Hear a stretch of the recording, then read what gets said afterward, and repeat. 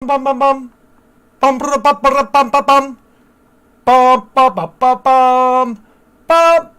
Shut up.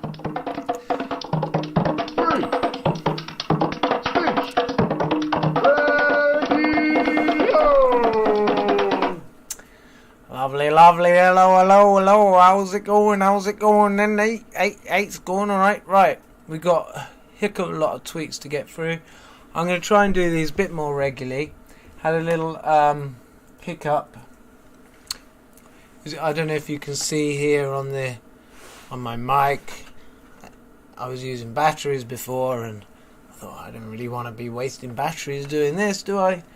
And it's very fussy about the batteries as well. It likes the good ones. So got it plugged in, no problem.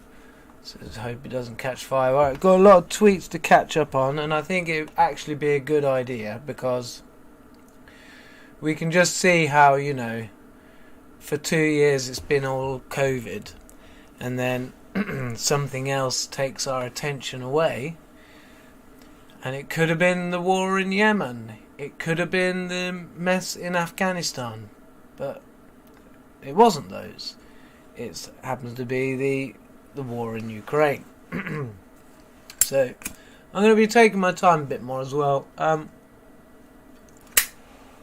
Although I said, I really want to do this as a career, I am starting to wonder, because primarily it's about entertainment, and in order to be entertaining, well, that takes its toll on a person, and I frankly don't think you're worth it. So, I'm just going to do what I want, and if you can stomach that, well, you can listen along,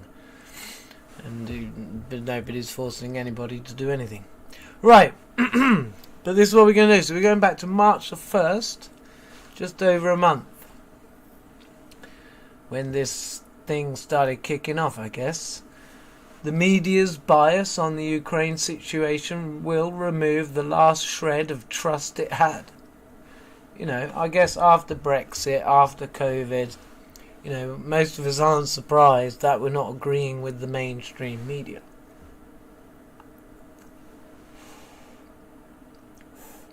A warning to all those coming on your show telling bare-faced lies. They will take a bite.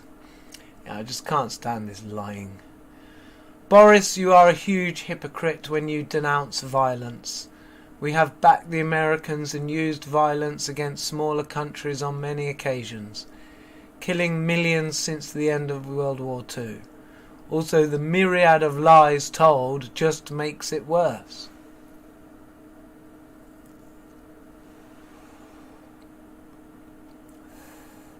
RT has been blocked for us in the UK now.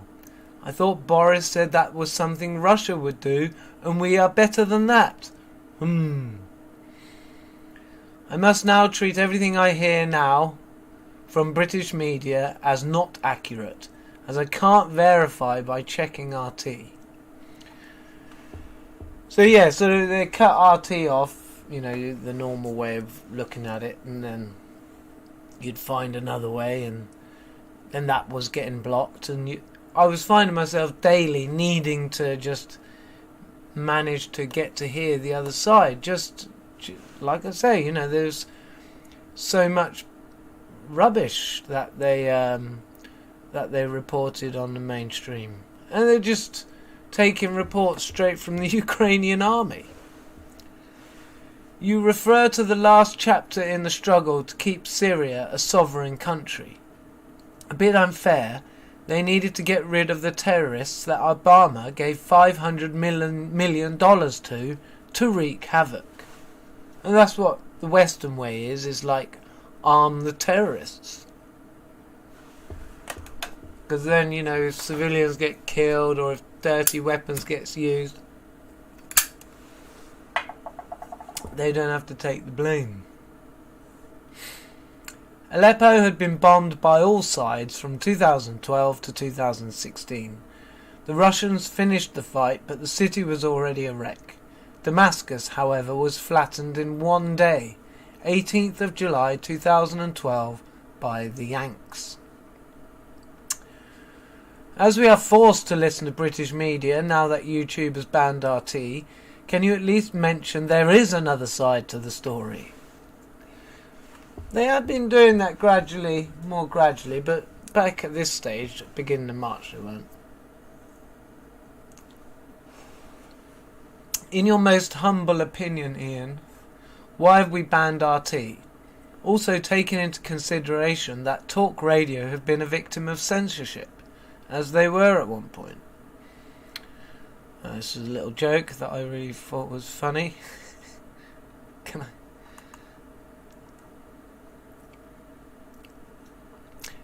Probably not. COVID-19 information, Ministry of Defence. Oh, better not get a bloody hack for this. You're not allowed to say anything about COVID at all. Probably not even allowed to say that. So I'm not talking about COVID. It's just a joke. Cornholio virus. Information, Ministry of Defence. Rules of engagement.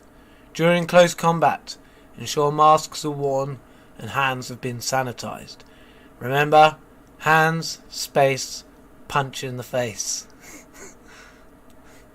I thought that was funny, because I made it up. RT was banned because it was telling the truth. They exposed the MSM for reporting fake news on several occasions, just in the last week. I can't believe anything now from MSM. Mainstream media, for those of you who don't know. You see, I found a way to link RT. You could get it for a bit on there, and then it stopped. What a crock of crap you just spouted, Rob. RT is banned here, hypocrite. So you're probably talking about how Russia doesn't allow, other sides of the coin. Everything they've been accusing them of, they do themselves.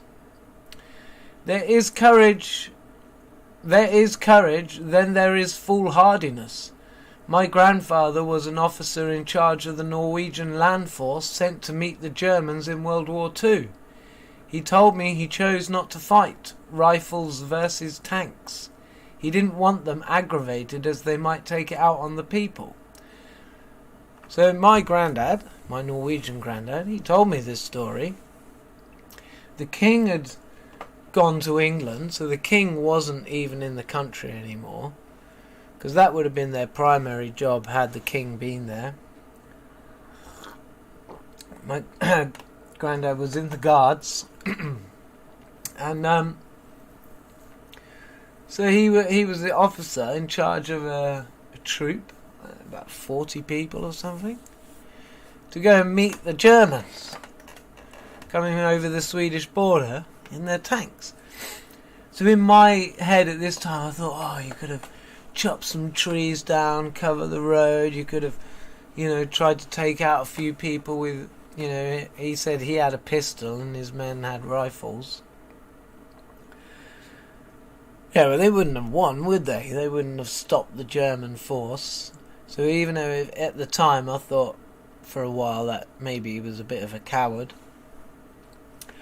I've since seen the wisdom. As you get older, you mature more. Please ask why we still back America when they see a treaty as a way to buy time while they think of a way to screw the other party. I mean, is that not true? I mean, they are really done now. I will hear a lot more about it, so I don't need to go into it now. Who is worse than Putin? Someone who lies.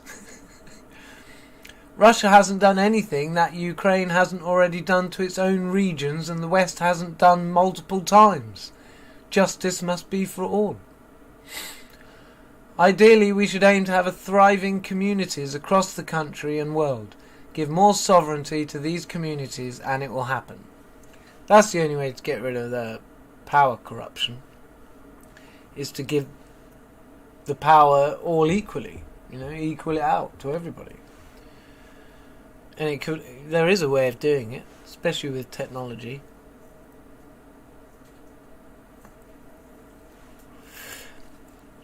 Sorry, I probably should have smoked this first. Why would Russia hinder the evacuations? Doesn't make any sense. the fascist sects of Ukrainians have motive to keep civilians in the cities. You are talking rubbish. I mean, that's right, isn't it? They kept blaming the Russians for not allowing the people to evacuate. But the Russians would gladly have everybody evacuated. So, do you know what I mean? Have you heard? I know Ja will be waiting there. Can't play it. Copyright. But that's on my SoundCloud, Faithful Prophet. And that one was You'll Never Walk Alone.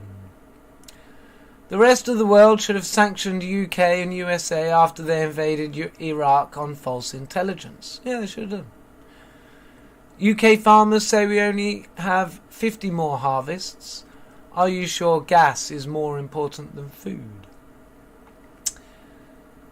They're probably talking about gas running out in 100 years. Do you know what I mean?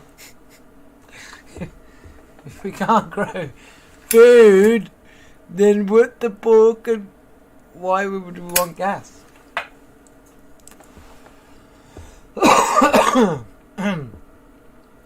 Thanks for reading. What did you read? I don't know. Thanks for reading. Though it isn't misinfo, phosphate needed for fertilizer is running out and there isn't any space either. There isn't any in space either. So they've looked at, because they can detect by the light what sort of minerals and things there may be and atmospheres of other planets, and therefore is a clue to those. If it's in the atmosphere, there'll be some on the ground. There's no phosphate out there at all. They haven't found any. They thought they would. They expected to find it, and it weren't there, and they're not finding it anywhere. So phosphate, phosphoric acid, is in every DNA molecule. It's actually what's holding together the strands, the corners. And we've got a bit of phosphate. So anything living requires phosphate to live. And then, it gives it up when the stuff dies. So say all your leaves are on the floor and they're dying and breaking up, that phosphate will be leaking into the ground. But when they use it for fertilizer, they want large amounts of it and strong, and it's in Coca-Cola as well. That's why people depend on Coca-Cola sometimes. It's like fertilizer. And it's probably the most important thing that is running out and in the shortest time. And like 80% of the world's mineable phosphate is in Morocco. So Morocco will always remain a pretty secure country. Are there any Western news reporters in Ukraine? All we seem to get is biased rumours without video evidence. These reports from Ukraine are an insult to the unbrainwashed. What possible motive could the Russians have to shell evacuating Ukrainians? Answer: none, although Zelensky does have motive to stop them leaving. Can you guarantee, Richard Tice, that your fracking pals won't contaminate the groundwater? You say they don't need to use chemicals now. Why did they use them before? Bloody good question. All they say is improved technology. I wouldn't trust them. I mean, with a name like Quadrilla, would you trust them? I imagine there are big drawbacks with tidal power. The theory is brilliant, but surely it would obstruct boats and fish, etc.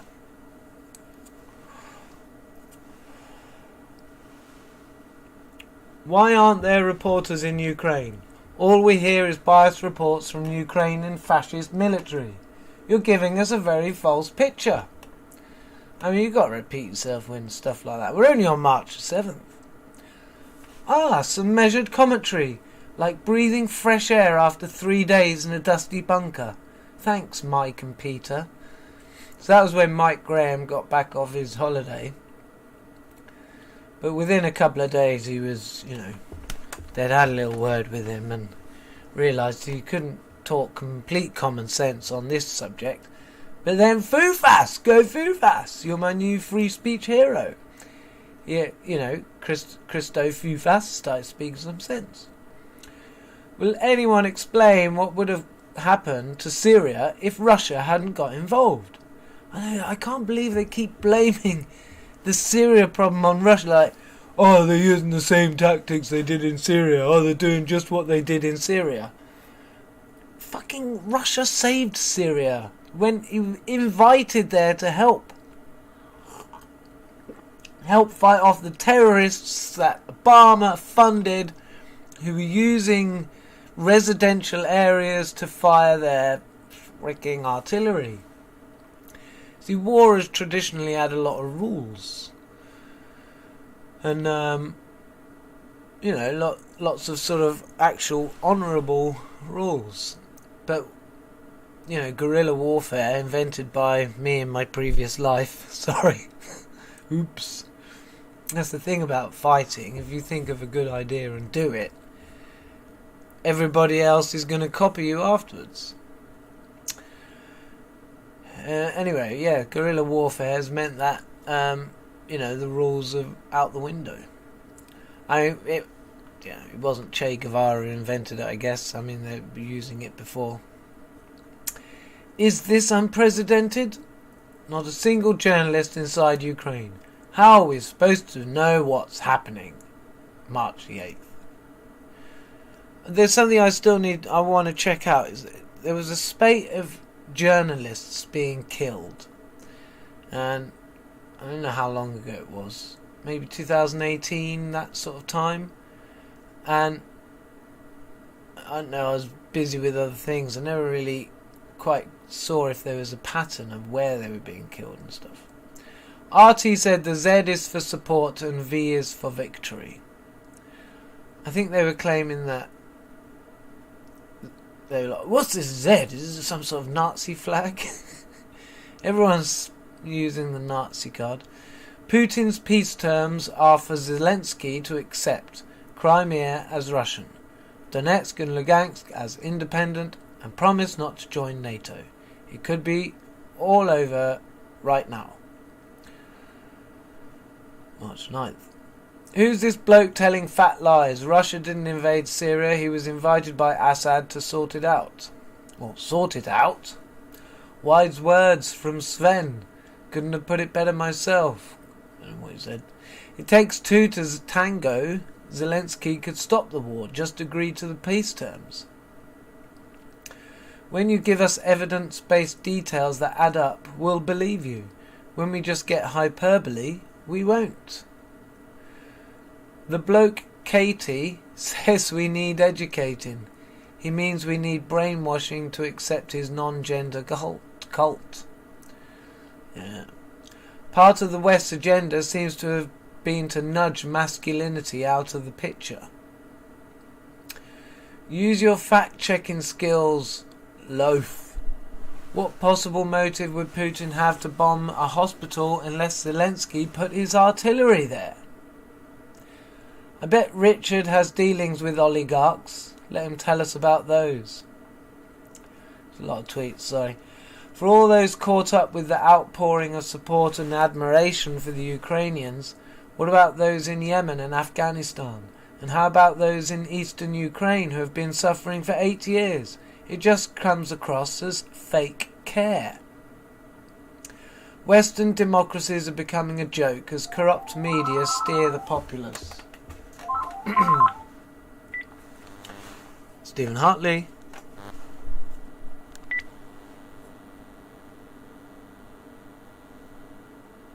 Hello. Hello. Hello, you're on Free Speech Radio. What would you like to say? Hello, good afternoon. You're speaking live. I'm calling you from Debt Reduction Program. You're live on radio, on YouTube. No. No, you are. I didn't call you. I called you for the first time.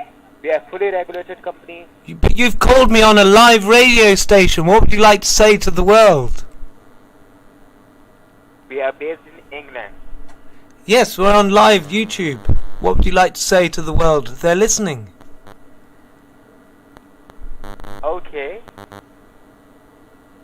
Hello. Yes, tell us about your company. Hello. No? You heard about IVA? IVA. Oh, tell us what IVA stands for. Individual Voluntary Arrangement. Oh. Okay? What's that mean? What is this? Oh, you want money?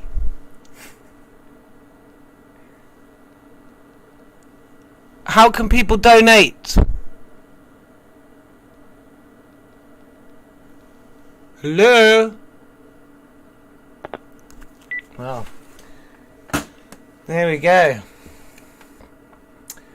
Ooh, Western democracies are becoming a joke as corrupt media steer the populace.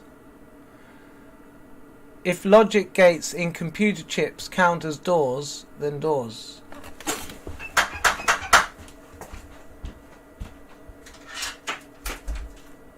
Hello. Hi. You good? I didn't order that big thing. No, that's okay.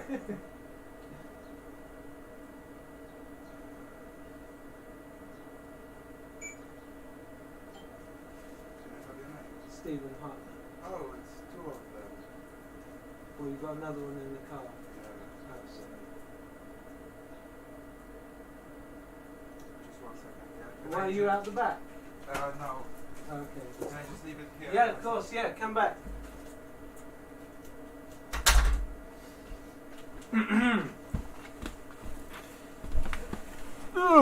Sorry about that. Delivery. This is when they were having a conversation about what's there more of in the world, wheels or doors. Are you able to confirm or deny reports that Ukrainian prisoners were set free and armed by Zelensky? We were blocked from watching RT before Putin closed Insta and Facebook. Remind Peter we'd still be swinging in the trees if it wasn't for cannabis and psychedelics. Convicts were released from prison in Ukraine. Then free guns and ammo were handed out. Now people from Ukraine with no ID can come and live in our homes. Not for me, thanks. This is the 14th of March, when they were wanting to, take all the Ukrainians into England. Do you know why Putin started this action? Yeah, can I scan that one as well?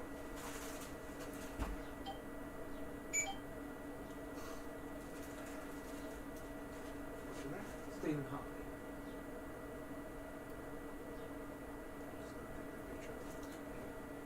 Thank you. Have a nice day. Thank you, and you. Yeah, could you give me some directions? 110. Yeah, so that's not at this path bit. I think that's 112 on the corner, so it should be 110 next door, Alright. down on the road there. Thank you. You're welcome, thanks.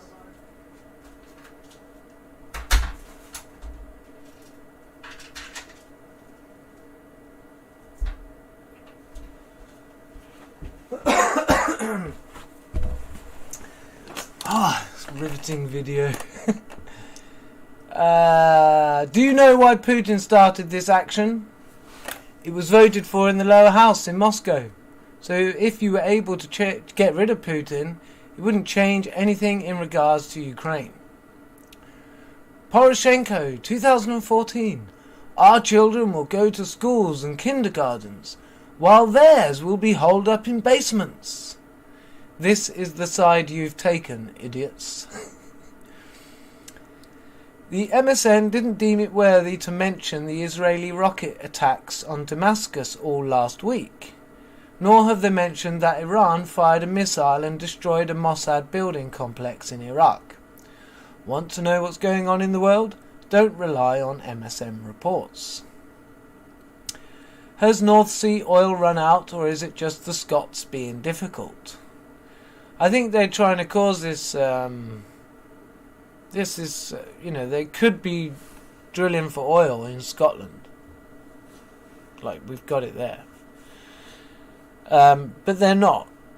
Now, is this oil price suiting them? I mean, it's crazy to think that at some point a year ago, oil was worth minus money. mental. Everyone seems to know exactly what Putin wants, even though they say he's mad and our government block us from hearing from the horse's mouth. You wonder why the trust is fading away. Isn't it? They're like, he's mad. I tell you exactly what Putin's doing. Putin's doing this. And they're just talking out of their asses. Why don't we erect the Nightingale hospitals in Poland? Yeah, can be moved around. The prayer worked, James. Aliens will save us. Yesterday, Western media reported that a Russian missile landed near the Polish border. RT revealed it was a Ukrainian missile that landed in the Donbass region. RT have the proof. Whatever we hear has been flipped. This really is a failure of journalism. Who to believe? Going on form. USA and UK lie all the time. If they told the truth, they would say, we need to put Russia on their knees because they have all the minerals, metals and fuel needed for the future. Plenty more oil in the Scottish seas. Why won't the government greenlight this well? It's an oil well. Completely agree with you on the ridiculous actions of Sage and the government in response to COVID. What was the motive for such foolery? The vaccine dummy, in particular the mRNA vaccine. Then a question remains, what's in it? We're not allowed to say anything about that because it's like 4 pages things long that you're not allowed to say about it. You're doing a good impression of James Whale there, Mike. Your incredulity is only for your paymasters, I see that. I don't like the globalist vision of the future. We should take the best of tribalism, say self-sustainable communities, and only keep the most essential bits of modernity. I suppose you refer to Putin as a madman because the West's narrative of events demands it. That is the big crack in your story. How can a madman have been in power for so long? And when we come out of this and Russia is victorious, we'll know for sure. March 16th. The other side of the story is a long-time leader is liberating parts of a neighbouring country that has been in civil war for 8 years. Simple. And don't say he's trying to kill children. These are all lies. Why would anyone? I mean, unless there's some advantage to killing children, like to make the other side seem evil, but then isn't putting your artillery in a school pretty freaking evil? I mean, alright. Only God knows all of the truth. God knows all of the truth. So when this conflict started in 2014, you did have the Ukrainians shelling schools or, villages, residential areas. Now, would the Donbass people have put their artillery in a school or something like that? I don't think so, because they were with the locals. They were local people. So they were talking to the locals. It wasn't like they had put themselves above everybody else and acting all Nazi. That's what Azov are like. And their other far-right battalions. They sort of put themselves above everybody else. So then, they're not kind of with the people. But the truth needs to come out, like proper evidence truth. And the only ones providing that at the moment is RT. All we get on the mainstream is really a lot of rumour. And, them constantly someone from Ukraine coming and saying, they're killing our children, send us tanks, send us planes. It's like they just tell you something really bad that's going on and then beg for aggressive weapons to blow up the Russians and kill them all, I suppose. When you've lost the trust of your listeners, you need to earn it back. Taking over people and calling them stupid won't do it. Why not get RT on? This is your angle on the Ukraine issue. Putin's mad and he's trying to kill all the children. No free-thinking person with a memory is going to buy that. You're just telling big fat lies. Russia is not targeting civilians or shelling people queuing for bread. Actually, they are providing aid to citizens and targeting military targets who are using schools and hospitals as bases. B12 is produced in the body when digesting your greens. That's why it's in meat. It's like, it sounds like I jump and change, but it's the radio that jumps and changes. Like, it's one thing that's annoying that they do. Like, they'll talk about an issue for 15 minutes, and obviously you think about the issue and you send a tweet in or whatever. But then, after the break, oh no, we're talking about this other thing. So you jump around a bit. Well, there you go. Mental illness is caused by a disconnect from emotion. True. Whoop. God, there's a lot of blooming tweets, aren't there? The Ukrainians are using footage of their own attacks and blaming the Russians. As RT is blocked, no one can tell the difference. March 18th. By the way, your TV program was awful. I'd be disgusted if I heard someone watching it. You were partly responsible for breaking up relationships, including mine. Thanks, you speeded up something inevitable. That was Jeremy Kyle. The lying Ukrainian cowards who blew up that museum used people as shields. Truth will out in the end. MH17 was shot down over Ukraine in 2014. Of course it was blamed on the Russians.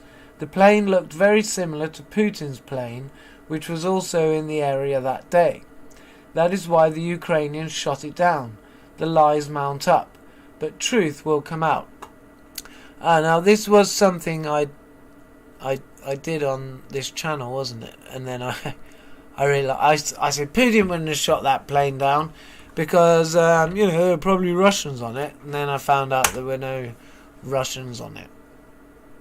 But I did then remember why Russia wouldn't have shot down this plane, or more fact, why the Ukrainians would have shot this plane.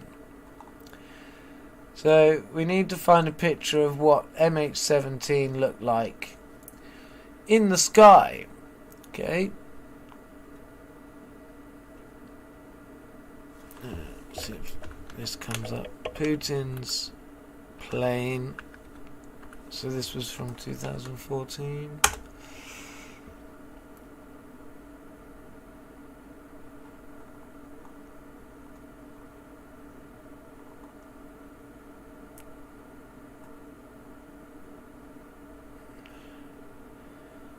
Air Force One, Russia. Okay, do they look similar? They do, don't they?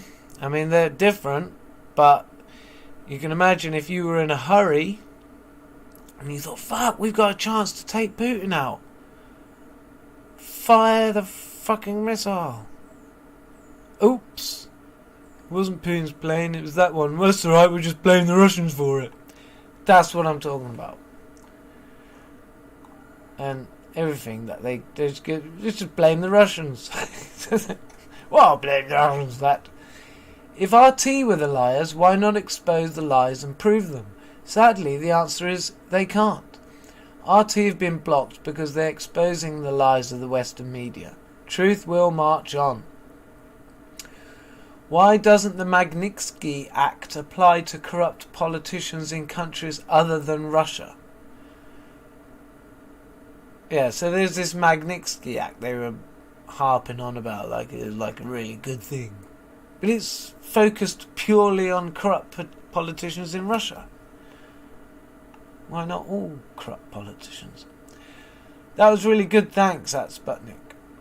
Tracy's dead right. Managers in all our institutions care about one thing, protecting their own butts.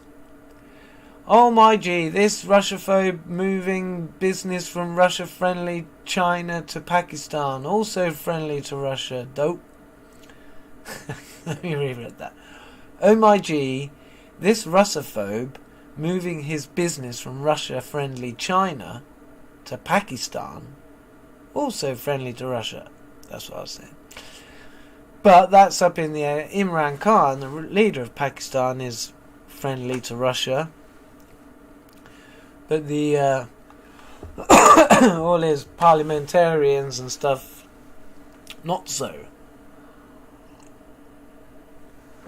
So things really up in the air in Pakistan at the moment.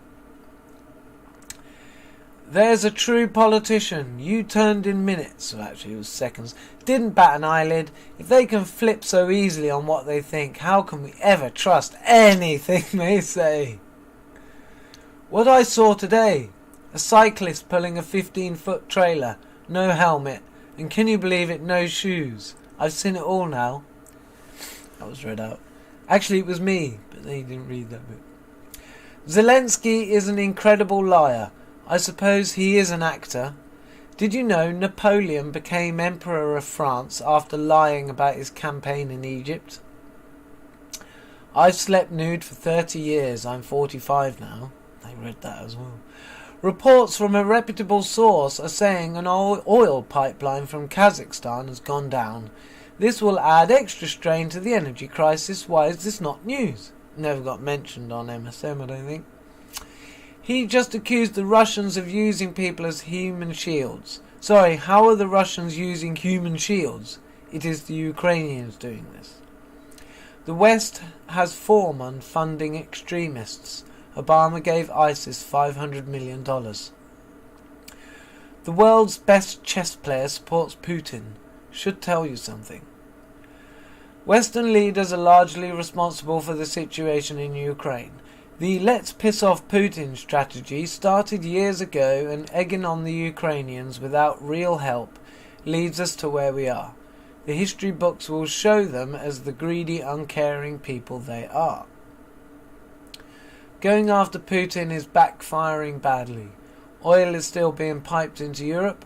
Also, the petrodollar is under threat, which will tear up America's superpower status. I'm glad we deserve it. Thank you, Jeremy, for allowing the other side a voice. There are also plenty of people who think the same with less thick Russian accents. He read that out as well. But they did have this guy on, the first time he had someone on who's might give the other side. Was quite hard to hear what he was saying. But your argument for dismissing his opinion can be fired right back at you.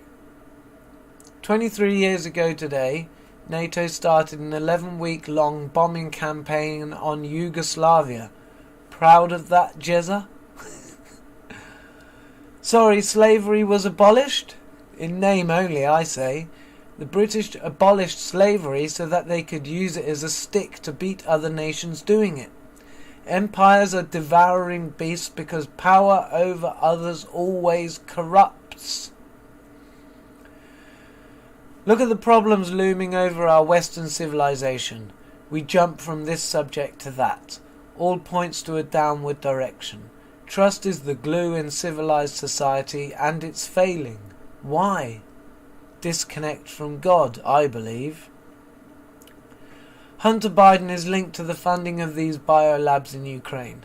I can see how talk radio has orders not to talk about that. Can you ask why the kidneys don't filter out the microplastics, please? They didn't read that out. Look at the problems caused by relying on oil and gas. Wind and solar are free energy, duh. A combination is required for sure, but energy generation at the point of use is a no-brainer. For those with a brain, anyway. Diminishing number of people. Maybe you, Howard, can understand this. We are contracted to live 76 years. Go too far beyond that with medicinal help, and it could impact your next life. How many times has Mike said unbelievable today? It's not just hospitals, every institution has gone insane. Believe it. Up to March the 29th. It's funny because I was remembering earlier a time on the north coast of Devon. A young man was panicking, saying why aren't there railings on the rocks we had climbed up? Don't climb up here then, I thought. But it's people like that who ruined all the parks. Yeah. Charlie Chaplin was a woman. Watch it and you'll see. I have thought hospitals are way too keen to perform caesarean sections. Good on those who use this as a last resort. Children born to CS need to have their heads squeezed. That's true. Some women want a CS to prevent their vagina stretching. Priorities, please. A good natural birth's what you want. And if you want to reduce harm to the woman or baby, what you should do instead of making them worry and get all tense is to make them calm and relaxed. Telling them, oh, you might need a caesarean section isn't probably going to relax them, is it? They're probably going to get to a point and think they can't cope. But I suppose there's a point where you can't, where it must be too late to do a CS once the baby's got a certain distance. His head's coming out. Let's do a CS. Right, drag him back. Wow. Talk about an echo chamber. Julia this morning really shows the denial of reality. I determine propaganda, reading between the lines. When it's light on detail and thick with hyperbole, it's propaganda. Hyperbole, for those who don't know, is the emotional language that you've seen creeping to even news reports. They can't even present the news properly anymore. They have to sort of say, there were 6 people killed today. It's appalling. It really is. The appalling state of affairs we live in. I'm laughing, but it's not funny. Will peace break out tomorrow? The West have 3 choices. 1. Stop importing Russian oil into Europe. 2. Pay for it in rubles. 3. Make friends with Russia. My guess is number 3, but number 1 would continue the stupidity we've got used to. I don't know what they're doing. I mean, luckily Russia let them carry on importing it. I wouldn't have done. I would have stopped it. There was a video I posted which got taken down very quick, which means it's a good video. Now, I haven't got a link to that on here. Well, here's BitChute. So BitChute, search, find my name, my old name, Rebel for Jesus. Do channel search. There's the channel, and then there's that latest video. I think you should watch it. It's actually, I consider this my art. That video there is my art. I'm proud of it.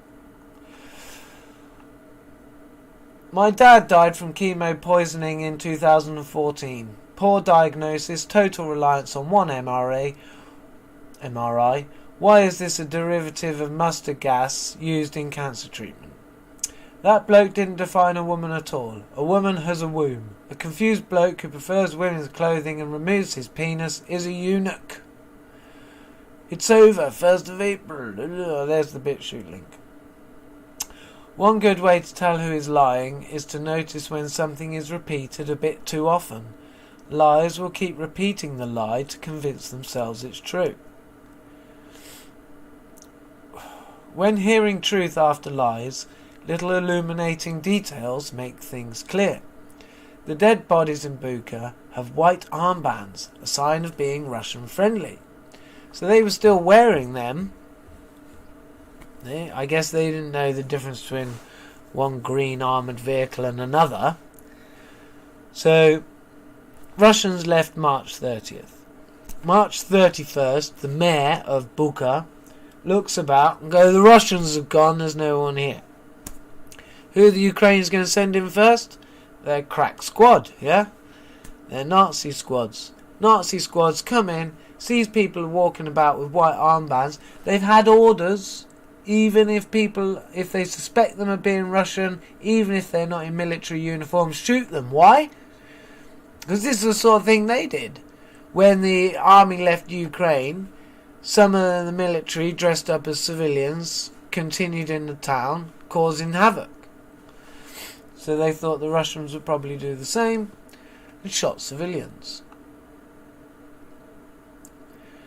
This truth needs to come out, and it will eventually, but probably by then there'll be something else going on. We won't be that interested. My initial impressions of Claudia are pretty poor. Isn't there a journalist's code to present an unbiased picture of events? She broke it. Those atrocities she attributed to Russia were done by the Ukrainian Nazi battalions. The victims were wearing white armbands. There you go. I had toe pain. Please, is this COVID? Apparently toe pain is a COVID thing. Don't buy cheap food to save money. The crap will slowly kill you. Correction, Jeremy Corbyn is Labour. Labour isn't Labour. Right, and there we go. That's it for the tweets. That's the tweets done. We're not. Oh yeah, I thought space was actually a really bad idea for this because it's very visual, and I want to do it. So you don't need visual. You just need to listen. And I still haven't found the particular Conan Arthur Doyle story I wanted to read, but this one looks quite interesting, so I think we'll read this one after taking a little break. Baba, yoga, yobo, boo boo, hey boo boo.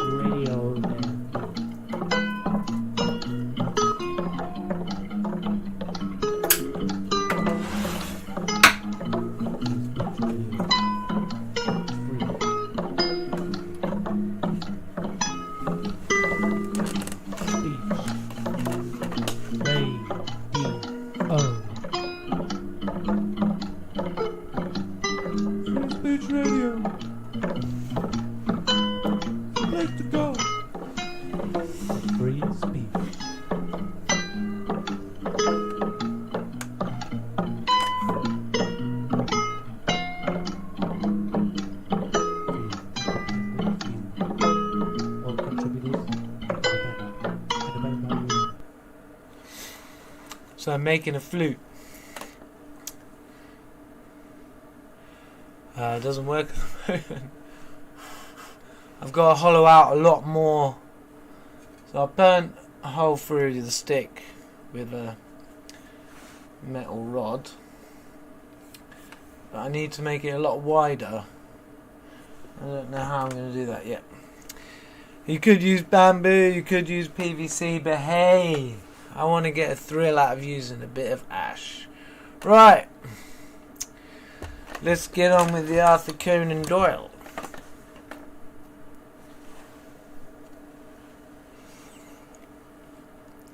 After I finish, should we have a look at the thing?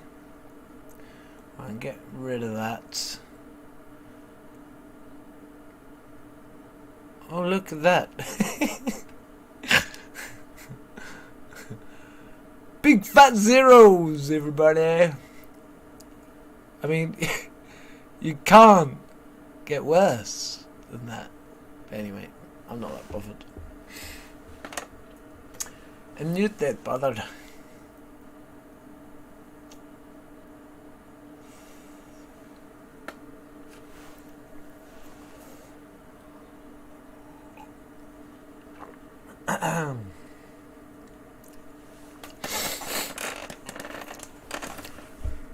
I'm trying not to squeak too much. The Blood-Stoned Tragedy, a druidical story. Hush! Said my fellow traveller, holding up his hand with a warning gesture, and glancing at his wife, who was snugly ensconced among her rugs in the corner. Hush! My dear sir, I remonstrated, my reference to Dr. Price. Hush! Interrupted my companion, in a more authoritative voice. Not a word! Now this was very mysterious conduct. The gentleman who had curtailed my remarks so brusquely had entered the carriage at Rugby with his wife. We had been whiling away an hour or so of our journey by retailing our views upon current subjects to each other. Having chatted over one topic or another, some unlucky impulse had led me to refer to Dr. Price and his recent attempt at the revival of Druidism by the cremation of an infant. To my surprise, my allusion had a marked effect upon my companion, who became much agitated, and checked me in the decisive manner which I have quoted. "Ah, it's all right," he resumed, bending over and looking down at his wife. "She is asleep. Come over here to the far corner, so that she cannot hear us if she wakes." I obeyed his mysterious injunction, with many surmises in my mind as to the cause of so much precaution. "It's a painful subject to her," he said, nodding his head in the direction of the sleeping woman. "I have known her to have an attack of acute mania on hearing an allusion made to it." "Made to what?" "To Druidism." "What an extraordinary thing!" I ejaculated. "I have been keeping the papers from her during the last week," continued my acquaintance, "so that she should not hear of this escapade of the doctor. I am convinced it would have a very bad effect upon her mind." "Indeed," I remarked, not without a growing conviction that my companion was a little wrong in his upper story. "Ah, of course, you don't understand," he said, smiling at my evident bewilderment. "The fact is that just before our marriage, some 10 years ago, my wife had a very terrible experience in connection with Druidism. It did not get into the papers at the time, but there are very many people alive who can testify to the facts. It shattered her nervous system, and anything which recalls it knocks her over very much." With this short preface, my new friend, leaning well forward and speaking in a low voice with many precautionary glances at his sleeping wife, told me the story of her extraordinary adventure. I have endeavoured to set it down in his own words as far as I can, but I cannot imitate the earnestness of his manner, nor the weird effect produced by the flickering carriage lamp and the presence of the unconscious heroine of this strange story. "I don't know whether you know Wales well," he began, "but even if you do, it is not at all likely that you have ever journeyed as far as Llanduran. It is out of the way little mountain village up in the north, not far from the sea, a place which is hardly marked in the maps and where no tourist ever goes unless he stumbles upon it by accident. This was our fate in the autumn of 72, and we were so taken by the pretty surroundings and the primitive peasantry that we made it our resting place for some time. We were a fairly large party, my brother Stephen and his wife, my present wife with her 2 brothers, and 3 friends of mine from London. Altogether we had a very jolly time of it, and astonished the quiet living Cymric population not a little, until our holiday was brought to an abrupt and tragic termination. I must tell you that my wife, or Miss Madison, as she was in those days, was of most adventurous disposition. She appeared to be absolutely insensible to fear. I was continually remonstrating with her as to the risks which she ran, and her brothers did all they could to restrain her, but without avail. The more we spoke, the more daring she would become. We were compelled at last to leave her behind when we intended to do any serious mountaineering, for fear that she would meet with some accident. One morning when we came down to breakfast, we learned to our surprise that Miss Madison had been seen to leave the inn alone at early dawn, in her walking dress, and to take the direction of the mountains.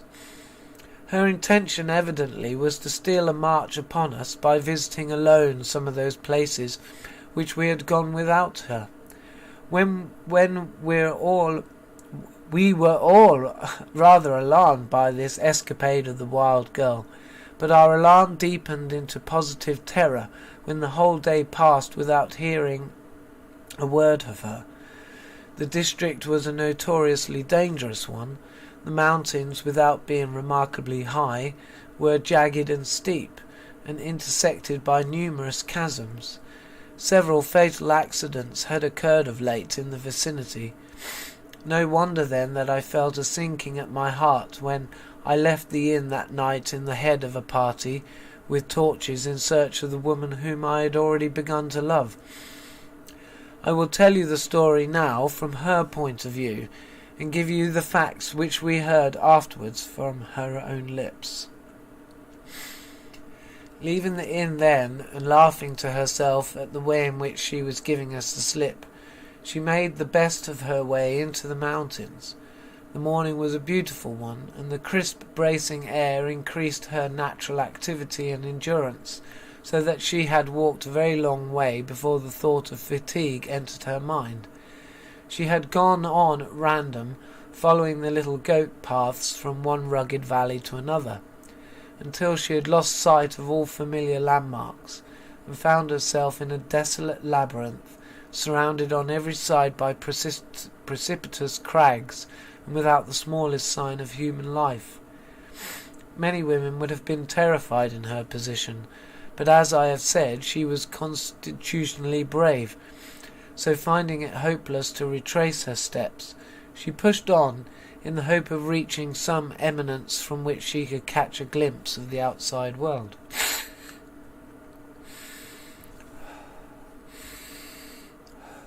As she advanced, the scenery became bleaker and more dismal. The mountains in those regions are always desolate, being hardly picturesque enough to attract tourists, and too barren to allow anyone to settle among them. She stumbled among great boulders, and along the bed of a dried-up stream, with lofty granite walls on either side of her without break or opening. Following the track of the old torrent, she traced it at last to a place where there had evidently been a cascade, as the bed of the stream descended precipitously for 30 or 40 feet. Hoping by ascending to obtain some idea of her whereabouts, my wife clambered up this steep incline and succeeded with some difficulty in reaching the top. The sight before her was an extraordinary one. The gap through which the stream had forced its way was the only entrance to a little ravine, surrounded on all sides by high dark cliffs. This secluded nook formed a cul-de-sac about 200 yards long and 50 broad, ringed in by fir trees, which sprouted from the base of the rocky walls. In the centre of the clear space in the middle was a large flat slab, round which were placed a number of stones, standing upon their ends and forming a double circle. This arrangement was evidently artificial, and my wife looked round in the hope of seeing some signs of human life. To her great delight she perceived among the trees a rough sort of hut, to which she hurried with the intention of getting some refreshment if possible, and then of inquiring her way homewards. The rude door of this wooden dwelling was ajar, and Miss Madison, after knocking several times without receiving an answer, pushed her way in. The room which she found herself was a small one, and furnished in the roughest manner possible. A heap of goat skins in the corner appeared to have been utilized as a bed, and the large block of wood in the centre was evidently intended as a table, as the remains of a meal in the shape of a couple of bones were lying upon it. What struck the young lady most, however, in this extraordinary apartment were the walls, which were thickly covered with curious inscriptions, painted on it in dark letters. These were in some unknown language which she conjectured to be Welsh, but there were others, especially over the door and in the centre of each wall, which were evidently designed as symbols or charms, consisting of the same letter, repeated a number of times in different shapes and forms. My wife was standing in the doorway, regarding all these strange things with natural curiosity, when she became aware of a shadow which intervened between her and the sun. Turning round, she saw behind her the most extraordinary mortal that she had ever beheld. He was an elderly man, with long floating hair and grizzled beard, which descended over his breast. He could not have been less than 6 feet 4 inches high, and the breadth of his shoulders and length of his arms denoted extraordinary strength, while the great club upon which he leaned might have served him either as a support or as a weapon. His dress was a sort of ragged gown, which had been originally white, but was now well weather-stained and dirty. What struck my wife, however, more than either his other features or his strange attire, were his eyes, which were of a light, almost colourless blue, but which projected considerably and shifted from one object to another without remaining still for an instant. "Hail, lady!" he exclaimed, advancing towards Miss Madison and speaking in a well-modulated voice. "For 5 moons I have waited for you. Why hast thou tarried so long?" Considerably astonished, but more amused than frightened, the young lady took a step or two back from this strange apparition, who walked slowly forwards, waving his hands rhythmically from side to side. "The bloodstone is dry!" he cried. "The bloodstone is dry! Shall it be said that in the days of the 15th Avatar there was no man who would honour the old gods, and no woman who would dare lie down upon the bloodstone? Britain's noblest and fairest have stretched themselves upon that cold couch. You are worthy of the honour, maiden. Thy cheek is unblanched, and thy hand is steady. So should she be whom the gods select." My wife had begun by this time to realize that the man in front of her was a maniac. Though she had not yet fathomed the meaning of his strange words, she endeavoured to conceal her fright as much as possible, however, and to conciliate her fierce-looking companion. "You must lead a lonely life, sir," she said. "Who are you, and why do you dwell up here alone?" "Who am I?" he cried, tossing his long, thin arms into the air. "I am Ab Griffiths, of the pure blood of Aristenna, 70th in descent from the high priest Mona, who was the second brother to the great Queen Boadicea. Woman, I am the last of the Druids, all round," he continued mournfully. "Men have left the old creed. None bow to the high gods now. Only we are staunch and true, maiden. You and I, the slayer and the slain." Thoroughly alarmed by this time, my wife endeavoured to edge away from the mouth of the little glen, but the maniac, who was wildly excited, caught her by the wrist and dragged her over to the spot where the stones were. "Have I not done it well?" he cried. There have been many larger, but none more complete. What is there wanting? Here is the bloodstone," pointing to the flat slab in the centre. "It has been dry for many years, but when you lie on it, maiden, with the flames roaring around you, and when your life-blood hisses upon the hot stone, then the gods will know that there are believers yet. Nay, do not shudder and shrink. Your vile body may be charred and tortured, but your spirit will soar above the stars, ever exulting in happiness which no words can depict. Mark my stones, 34 without and 23 within, according to the direction of the learned and holy mariner. I have a trench too, around the bloodstone, and my instrument is as it should be. Here he drew a long, keen knife from his bosom. All has been ready for months, save only the victim, and now the great gods have sent me that also. My wife was, as I have already told you, a woman of great courage and resource. It was evident to her in a moment that to attempt to escape was impossible, in the presence of so agile and powerful an adversary. Her only hope of safety lay in humouring and outwitting him. She whined towards him, therefore, and assumed as much calmness as she could, while she asked the terrible question. When am I to be sacrificed? At the middle hour of the night, said the maniac with decision. She felt instinctively that it was useless to plead her sex, her age, or her helplessness to this sanguinary fanatic.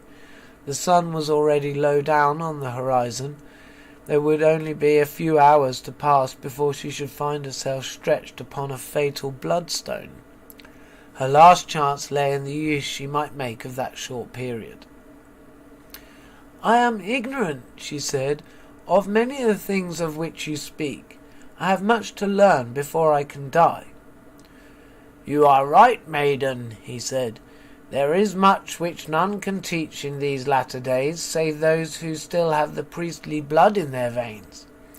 Come with me into my dwelling, and I will discourse with you concerning many things, that when thy soul is loosened from its bonds, it may know whither it speedeth. With these words the Druid, as I will call him, led Miss Madison into the hut, and commanded her to be seated on a rough wooden bench, which stood opposite the door. He himself lay down upon a couple of goat skins at her feet, and began to talk with her great volubility and earnestness. Much of his conversation was unintelligible to her, and occasionally he would break into rude doggerel verses, but she could understand enough to gather that he was laying down the precepts of the old British faith. Poor girl, her mind was too full of the horror to allow her to pay much attention to his disquisition. Certain death seemed to stare her in the face, and death in its most horrible form.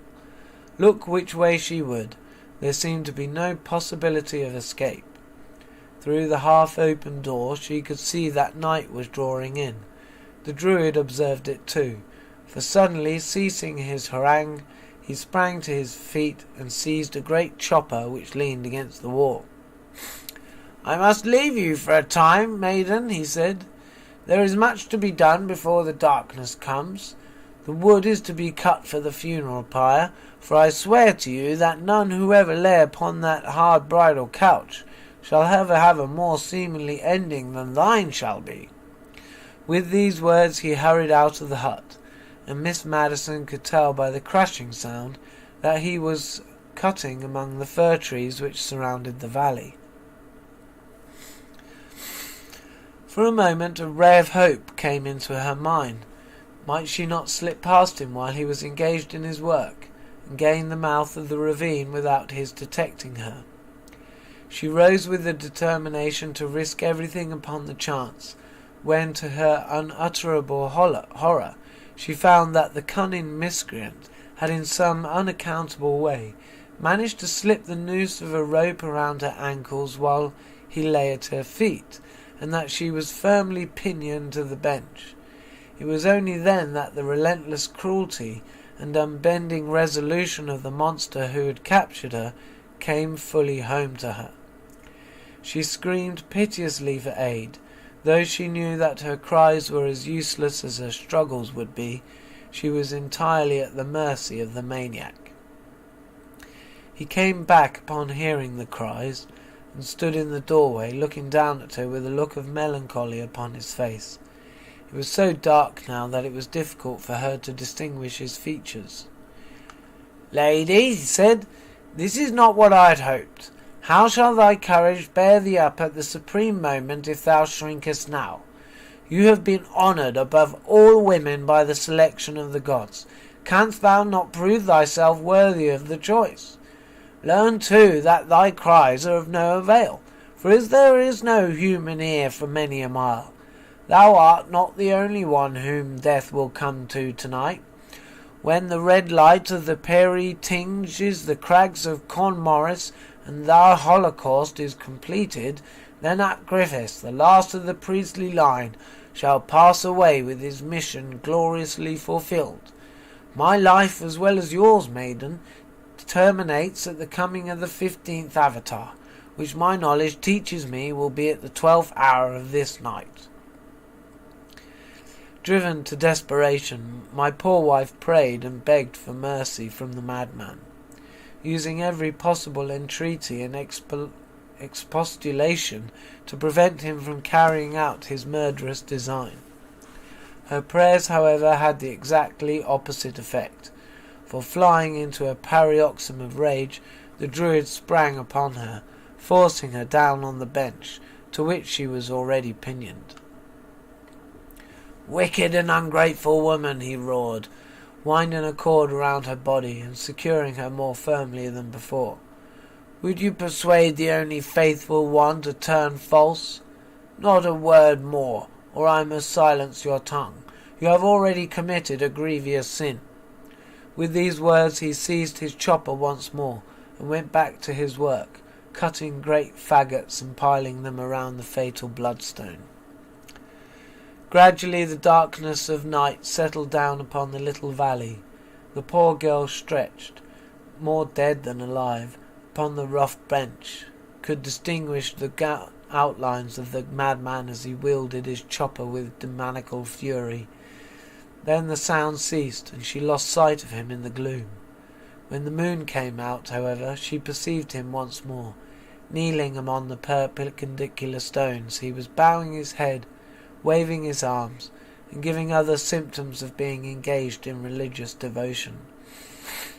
Then he stood up and burst into a rude, wild chant, which reverberated through the little ravine and was echoed back from the rocky walls.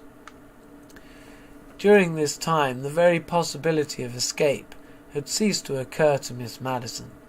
Suddenly, however, her senses, strained to an unnatural tension, detected a sound in the distance. She listened once more in a quiver of excitement, and again it seemed that the breeze bore a faint note to her ear, not unlike the sound of a horn. Could it be that her friends had hit upon the right track? She lay perfectly still, able to hear the beatings of her own heart. For 5 minutes all was silence, save the monotonous chant of the maniac. Then again the same long wail struck upon her ear, apparently rather louder and more near than before. The druid seemed to hear it too, for he ceased his incantation and paced uneasily backwards and forwards. By her calculation it could not be more than 11 o'clock. She had therefore an hour before her, but if the maniac adhered to his former plan. The suspense was agonizing. She lay with her eyes shut, counting the seconds and waiting for a repetition of the sound, but all was silent as the grave. Minute passed after minute. Half the hour was gone without any sign of rescuers. Mother Quarter passed, and the madman began to take a last look at the pyre and to make his final preparations.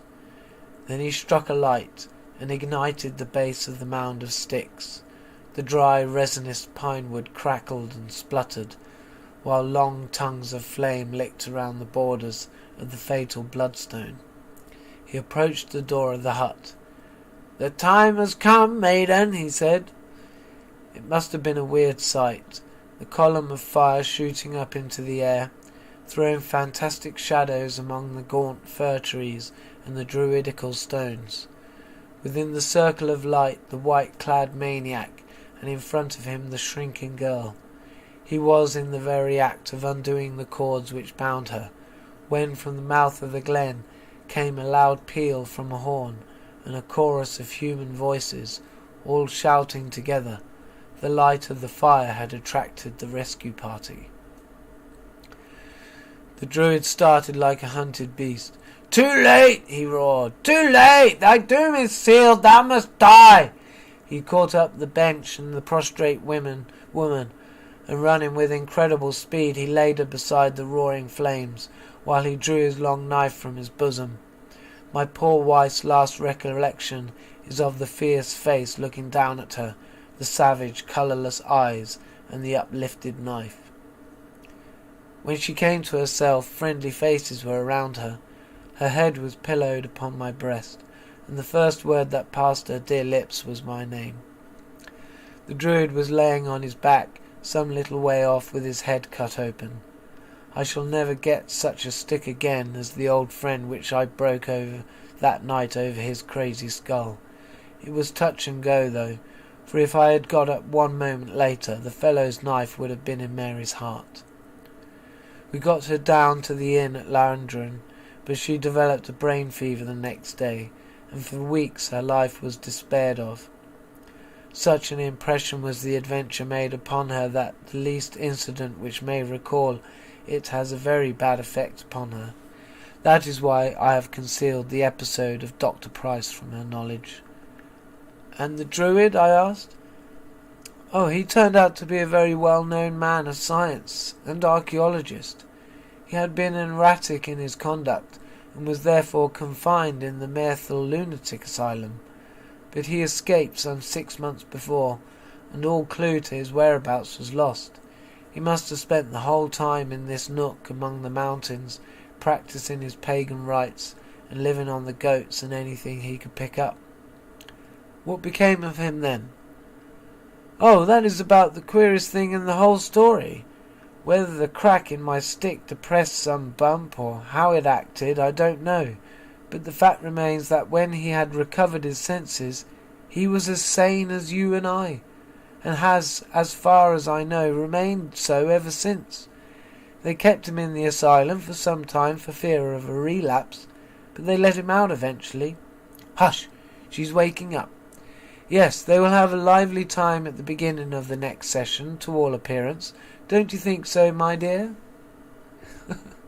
That was a nice little short story, that one there. Right then, seeing as we're all going all Irish, to end this broadcast, this very, very important broadcast, we ended with the intro.